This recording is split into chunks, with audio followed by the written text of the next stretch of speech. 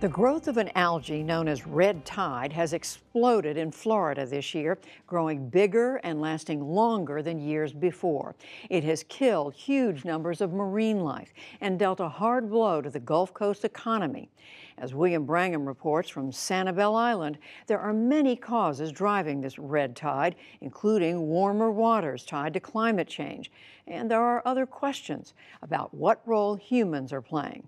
It's part of our weekly series on the leading edge of science, technology, and medicine. This is now a typical morning on Florida's Gulf Coast.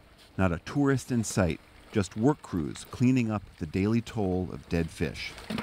They were killed by red tide, an almost annual bloom of algae in the Gulf of Mexico. At high levels, the algae release a neurotoxin that's deadly to marine life. It poisons them or makes it so they can't breathe. But this year's bloom, which actually began last fall, has been particularly bad. It now spreads across 130 miles of coast. Thousands of dead fish floating along Lido Beach. This red tide bloom is being called the worst in more than a decade.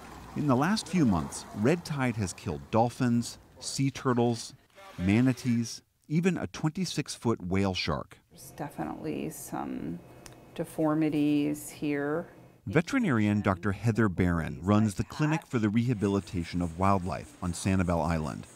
These baby loggerhead sea turtles just came in.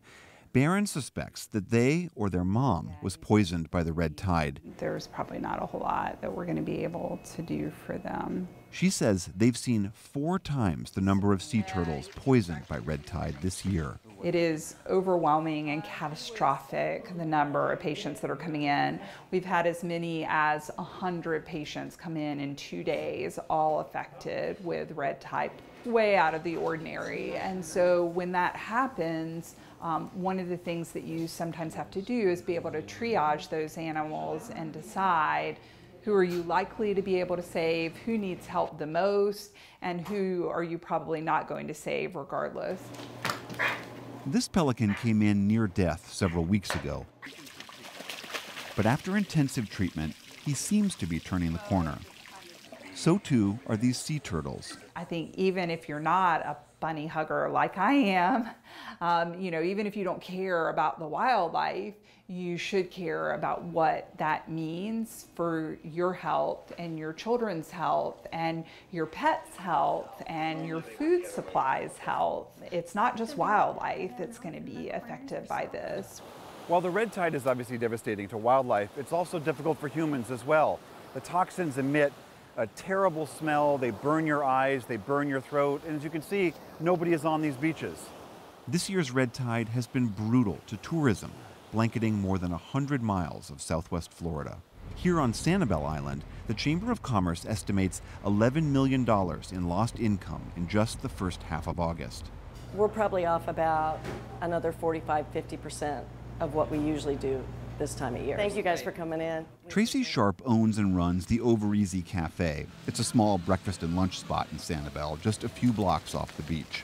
Somehow we'll get through this. We're hoping it doesn't last at this pace for too long, but it's scary. You couldn't drive 100 yards without passing 1,000 or 10,000 dead fish.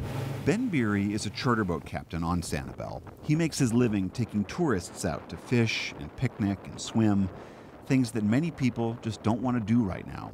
I know as a captain, my business for the month of August was down somewhere around 80%. 80%? Yeah. I don't think there's anyone that's in the tourism business in our area right now or in any business that's on the water that isn't really suffering right now. Uses a optical oxygen sensor. In fact, things have been so slow for Beery that he's volunteered his boat to scientists who are studying the red tide, like his friend Dr. Rick Bartleson.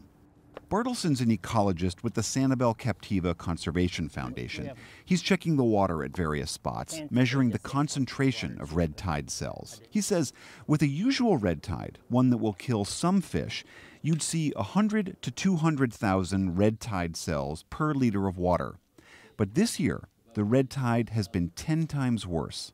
Instead of 200,000, we're seeing 2 million or 20 million cells per liter. I mean, that's a huge jump up. Right. The other day we saw 40 million cells per liter at a kilometer off the coast. While the red tide has been disastrous for the Gulf, This summer, it's been compounded by a bloom of blue-green algae in Florida's freshwaters. It's created a perfect storm for fish, wildlife, and humans, and it's leading some to wonder if one is exacerbating the other.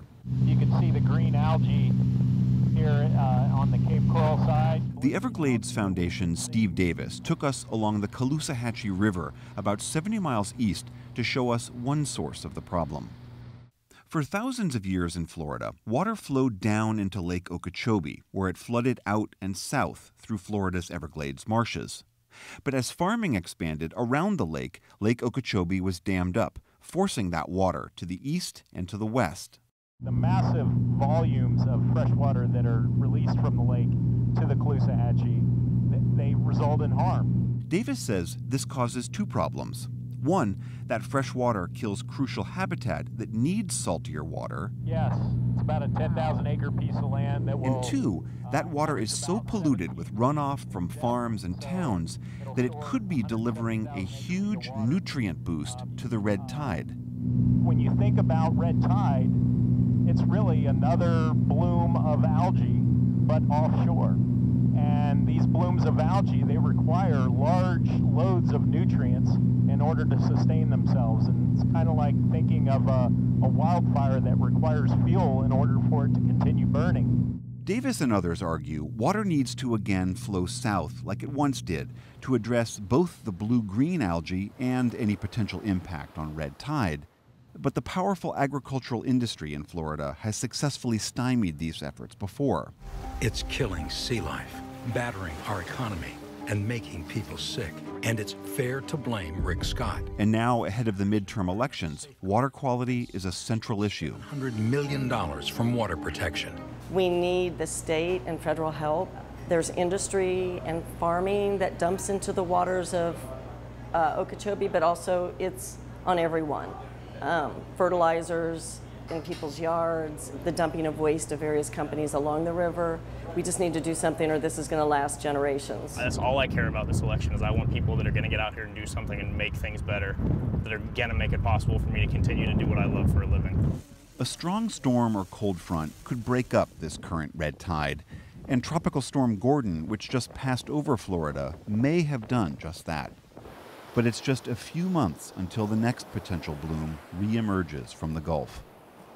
For the PBS NewsHour, I'm William Brangham in Sanibel, Florida. Such important reporting. Thank you, William.